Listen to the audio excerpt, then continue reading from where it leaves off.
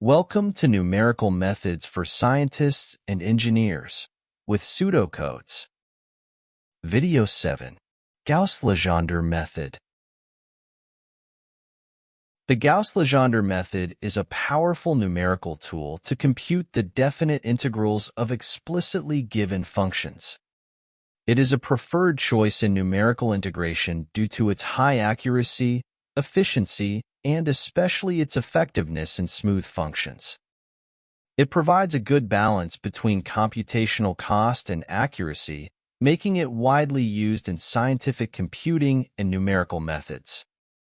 It is part of a broader family of quadrature methods, which aim to approximate the integral of a function by evaluating the function at specific points, called nodes or abscisses, within the interval, and then combining these evaluations using weights.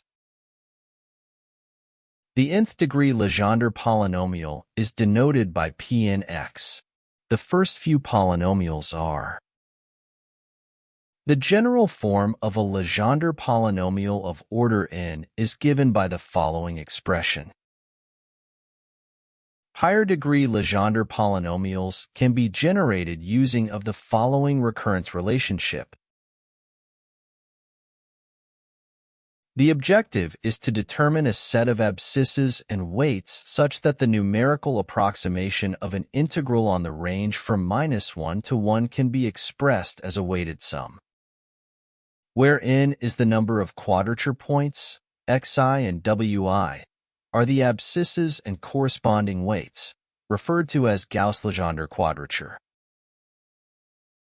The abscisses of the n-point Gauss-Legendre quadrature are the roots of the nth degree Legendre polynomial, i.e., Pnx equals 0. For a small n, they can be easily calculated by hand. However, for a large n, the roots in general are calculated applying a numerical root-finding technique. To find the abscisses or roots of Pnx, we adopt the Newton-Raphson method, leading to the following iteration equation. With the following recurrence relation to calculate the derivative of Pnx, and, once a root is found, the corresponding weight is computed from the following equation. It is critical to start the iteration with an initial guess close enough to the abscisses so that the Newton-Raphson process does not converge to any of the abscisses found previously. An initial guess for an abscissa is obtained by the following estimator. The distribution of the abscisses is symmetrical with respect to x equals 0, and the weights are all positive and small. The abscisses are unevenly spaced and stacked closer towards the endpoints as n is increased. This feature of the quadratures allows the use of more integration points in a single interval by avoiding Runge's phenomenon. Error estimation or error assessment in this method involves estimating the upper bound of the error. The global error for the integrand fx on the interval from -1 to 1 is given by. Note that the 2nth derivative of f will be 0 for polynomials up to 2n-1 degree, meaning that the Gauss-Legendre method yields the true values of the integrands of polynomials of degree up to 2n-1, of course if no round-off errors were made. In practice, instead of manually calculating the abscisses and weights for each problem, you can read them from Table B1 and Appendix for some of the n values in the textbook. Also, Pseudocode 8.6 can be used to prepare a code of your own for computing highly accurate quadrature sets. The method can be extended to an arbitrary definite integral. To do this, a definite integral is transformed into an integral on -1 to 1 as follows, where the abscisses and the weights modified accordingly as. The global error term, which is also modified, takes the following form. The advantages of the method are, once the quadrature set is known, the method is easy to implement as it yields a simple weighted sum. For smooth functions, Gn provides high accuracy since its order of error is 2n-1, which gives the exact value for an integrand of a polynomial of degree 2n-1 or less. It is superior to Newton-Cotes rules because very high levels of accuracy can be achieved with a small number of function evaluations, even for n less than 10. It offers, in some cases, a remedy for computing improper integrals since abscisses avoid the endpoints. The disadvantages of the method are: the method is limited to explicitly given functions, i.e., not suitable for discrete functions. Abscisses and weights are not static. They change as n is increased, which makes the method unsuitable for recursive algorithms. To obtain highly accurate estimates, high-precision quadrature sets should be generated, or they must be available in tabular form. Numerical approximations with n greater than 20 may be justified if the integrand behaves badly, like having singularities, rapid oscillations, etc. Theoretical error estimation for complex integrands is not an easy task. Let's consider estimating the following integral using the Gauss-Legendre quadrature.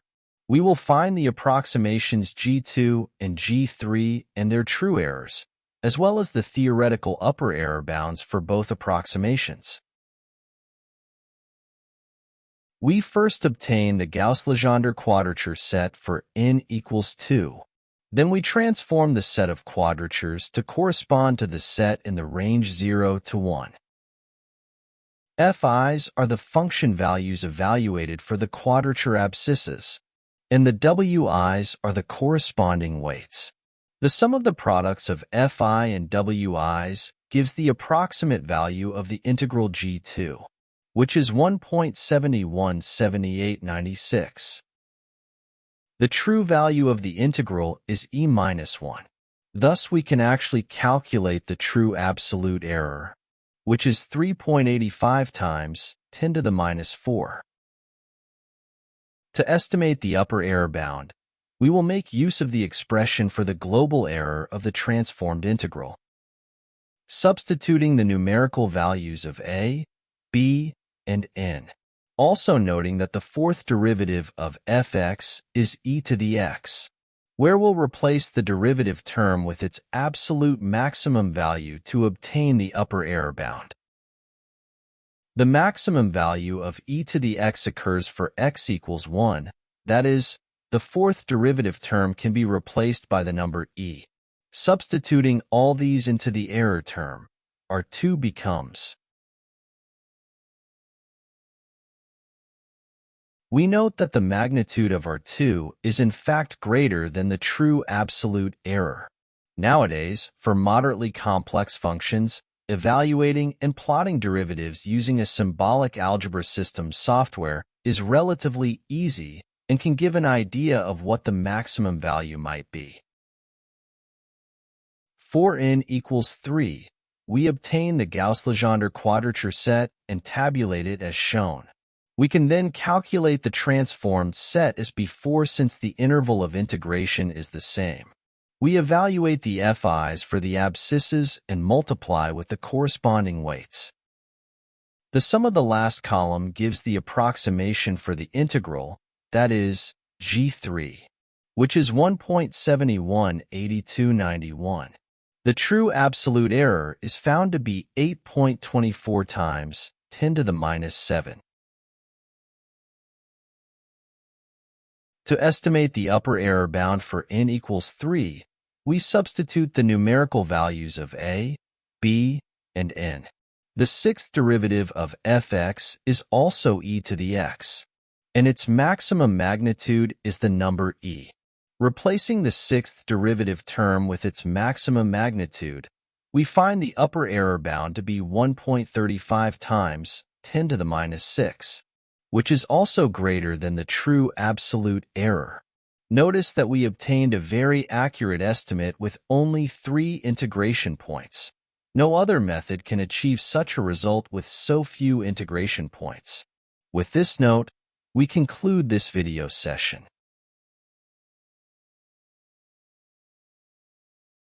That is all for now. See you next time with another topic. Bye.